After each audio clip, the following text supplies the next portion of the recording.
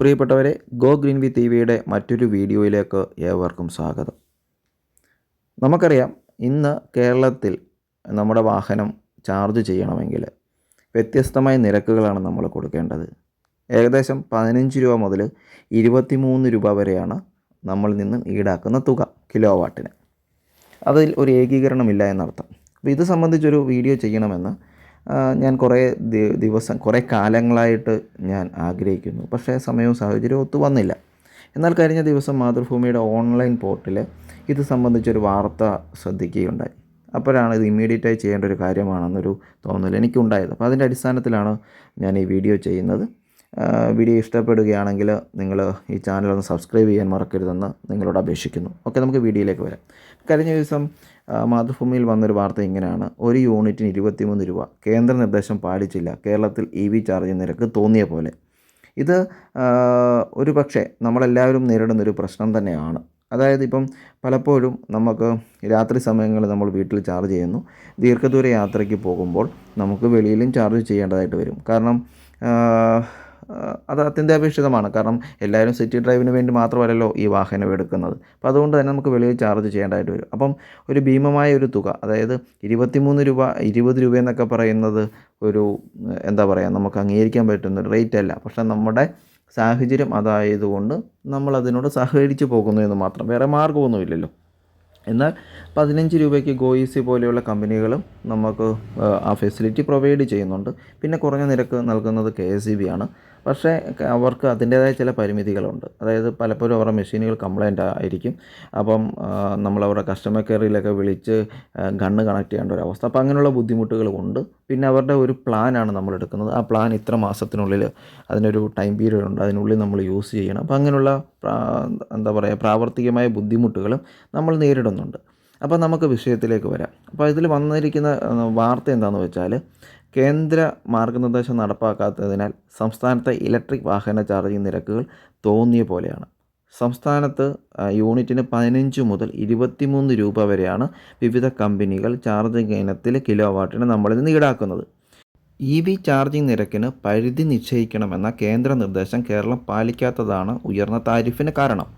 Charging സ്റ്റേഷനുകൾക്ക് വൈദ്യുത വിതരണ കമ്പനികൾ നൽകുന്ന വൈദ്യുതിക്ക് എനർജി ചാർജ് മാത്രമേ ഈടാക്കാവൂന്ന് കേന്ദ്രം വ്യക്തമായ നിർദ്ദേശം എല്ലാ സംസ്ഥാനങ്ങൾക്കും നൽകിയിട്ടുണ്ട്.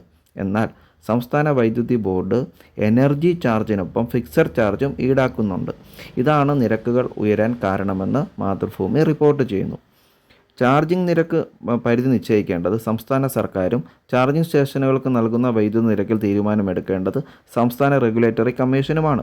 എല്ലാ സംസ്ഥാനങ്ങൾക്കുമായി 2022 ഇറക്കിയ മാർഗ്ഗനിർദ്ദേശപ്രകാരം വൈദ്യുതി വിതരണത്തിന് വരുന്ന ചെലവിൻ്റെ ശരാശരിയിൽ കുറവായിരിക്കണം ചാർജിംഗ് സ്റ്റേഷനുകൾക്കുള്ള വൈദ്യുതി നിരക്ക്. ഇതുപ്രകാരം കേരളത്തിൽ ചാർജിംഗ് സ്റ്റേഷനുകളിൽ നിന്ന് ഈടാക്കുന്ന താരിഫ് യൂണിറ്റിന് 5.5 രൂപ എന്ന നിരക്കിലാണ്. എന്നാൽ ഈ താരിഫിനോടൊപ്പം, അതായത് എനർജി ചാർജിനൊപ്പം കിലോ വാട്ടിന് 100 രൂപ നിരക്കിൽ ഫിക്സഡ് ചാർജും KSEB അധികമായി ഈടാക്കുന്നു. ഇതുകൊണ്ടാണ് കേരളത്തിൽ ചാർജിങ് നിരക്ക് വ്യത്യസ്തമായ നിരക്കിലും ഉയർന്നു നിൽക്കുന്നതിനുമുള്ള പ്രധാനപ്പെട്ട കാരണം. ഉദാഹരണത്തിന് 60 കിലോ വാട്ടിൻ്റെ ചാർജിങ് സ്റ്റേഷനാണ് ഒരു സ്ഥലത്ത് സ്ഥാപിച്ചതെങ്കിൽ അവർ പ്രതിമാസം 6000 രൂപ അധികമായി ഫിക്സഡ് ചാർജ് ഇനത്തിൽ KSEBക്ക് നൽകേണ്ടി വരുന്നു. അവരധികമായി നൽകുന്ന തുക ആരിൽ നിന്ന് ഈടാക്കും? ചാർജ് ചെയ്യാൻ ചെയ്യുന്ന നമ്മളിൽ നിന്ന് ഈടാക്കും. സ്വാഭാവികമായും ചാർജിങ് നിരക്ക് ഇവിടെ വർദ്ധിക്കും. അതിനോടൊപ്പം തന്നെ ഇലക്ട്രിക് വാഹനങ്ങളിലേക്ക് മാറുന്ന കമ്പനികൾ സ്വന്തം ആവശ്യത്തിന് സ്ഥാപിക്കുന്ന ചാർജിങ് സ്റ്റേഷനുകൾക്കും ഫിക്സഡ് ചാർജ് ഉണ്ട്. മാത്രമല്ല, സംസ്ഥാനത്ത് ചില ഫ്ലാറ്റുകളും ചാർജ് സ്റ്റേഷനുകൾ സ്ഥാപിക്കുന്നുണ്ട്. അവരും ഫിക്സഡ് ചാർജ് നൽകണം.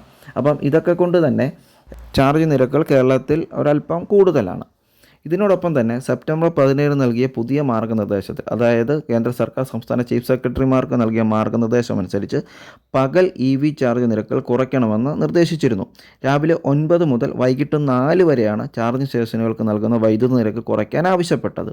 ഒപ്പം 2028 മാർച്ച് 31 വരെ സിംഗിൾ പാർട്ട് താരിഫ് മാത്രമേ ഈടാക്കാവൂ എന്നും വൈദ്യുത വിതരണത്തിന് വരുന്ന ചെലവിൻ്റെ ശരാശരിക്ക് മുകളിലാകരുതെന്നുള്ള നിർദ്ദേശവും ഓൾറെഡി നൽകി പോന്നിട്ടുണ്ട്. പക്ഷേ ഇതൊന്നും കൃത്യമായി കേരളത്തിൽ നടപ്പിലാക്കാത്തത് കൊണ്ട് കേരളത്തിലെ EV ഉപഭോക്താക്കൾ ചാർജിങ്ങിന് ഉയർന്ന നിരക്ക് നൽകേണ്ടതായിട്ട് വരുന്നു. ഫിക്സഡ് ചാർജ് മൂലമാണ് പ്രധാനമായും നമ്മുടെ കേരളത്തിൽ ചാർജിങ് നിരക്ക് ഉയർന്നു നിൽക്കാൻ കാരണം. അതുമാത്രമല്ല കാരണം, മറ്റ് കാരണങ്ങളും ഉണ്ടാവാം. കാരണം ഓരോ ചാർജിങ് കമ്പനികളും അവർ ഇൻസ്റ്റാൾ ചെയ്യുന്ന മെഷീനുകൾ വ്യത്യസ്തമാണ്. അതിൻ്റെ വിലയാണെങ്കിലും ശരി, ക്വാളിറ്റി ആണെങ്കിലും ശരി, ഇതിലെല്ലാം വ്യത്യാസമുണ്ട്. അപ്പോൾ അതുകൊണ്ട് ഈ മെഷീൻ്റെ ക്വാളിറ്റി മാറുന്നതനുസരിച്ച് അതിൻ്റെ വിലയിൽ അല്ലെങ്കിൽ അതിൻ്റെ ഇൻസ്റ്റാളേഷൻ കോസ്റ്റിലും വ്യത്യാസമുണ്ടാവാം. അപ്പോൾ അതും ഒരു പക്ഷേ ഈ വ്യത്യസ്തമായ നിരക്കിന് കാരണമായിട്ടുണ്ടാവാം. മാത്രമല്ല പല രീതിയിലാണ് ഓരോ കമ്പനികളും അവരുടെ ചാർജിങ് സ്റ്റേഷൻ ഇൻസ്റ്റാൾ ചെയ്യുന്നത്. ചിലപ്പം പൂർണ്ണമായും ഈ എവിടെയാണ് ഇൻസ്റ്റാൾ ചെയ്തിരിക്കുന്നത് ആ കമ്പനി അല്ലെങ്കിൽ ആ ഒരു സ്ഥാപനം ഇല്ലെന്നുണ്ട് ആ വ്യക്തി അവർ ഒരു പക്ഷേ മെഷീൻ്റെ പണം പൂർണ്ണമായും നൽകിക്കൊണ്ടായിരിക്കാം അവർ ഇൻസ്റ്റാൾ ചെയ്യുന്നത്. അപ്പോൾ അതിൻ്റെ ലാഭം മൊത്തം ഇവരായിരിക്കും എടുക്കുന്നത്.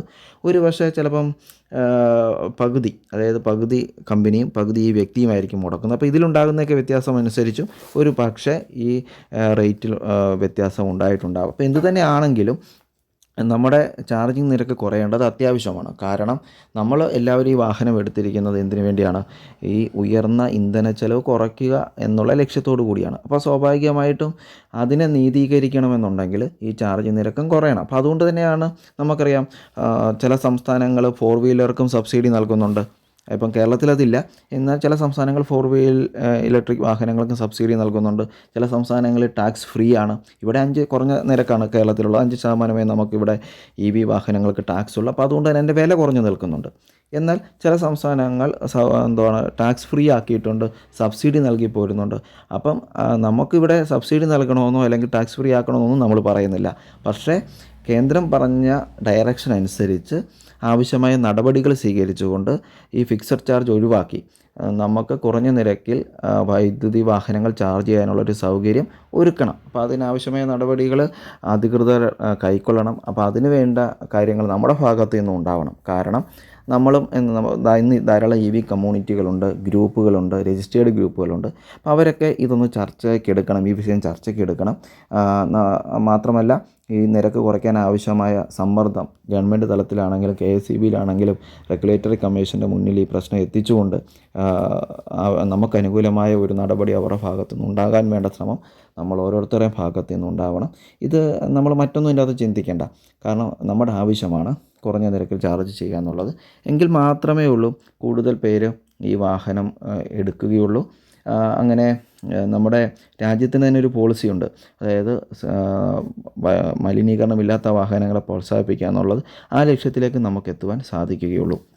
അപ്പോൾ അതുകൊണ്ട് നമ്മൾ ഇതൊരു നിസ്സംഗതയോടുകൂടി നമ്മളിതിനെ കാണരുത്. നമ്മൾ ചർച്ച ചെയ്യണം. അതായത് നമ്മളെല്ലാവരും ഇത് കേൾക്കുന്ന വാഹനമുള്ളവരാണെങ്കിൽ നിങ്ങൾ പലതരത്തിലുള്ള വാട്സപ്പ് കൂട്ടായ്മകളിലും അംഗമായിരിക്കും. അപ്പോൾ അതുകൊണ്ട് തന്നെ അത്തരം ഗ്രൂപ്പുകളിലും ഇത്തരം ചർച്ചകൾ ഉണ്ടാവട്ടെ. നമുക്ക് അനുകൂലമായ ഒരു നടപടി ഗവൺമെൻറ് ഭാഗത്തുനിന്ന് ഉണ്ടാവുമെന്ന് പ്രതീക്ഷിക്കാം. മറ്റൊരു വീഡിയോയിലൂടെ നമുക്ക് വീണ്ടും കാണാം. താങ്ക്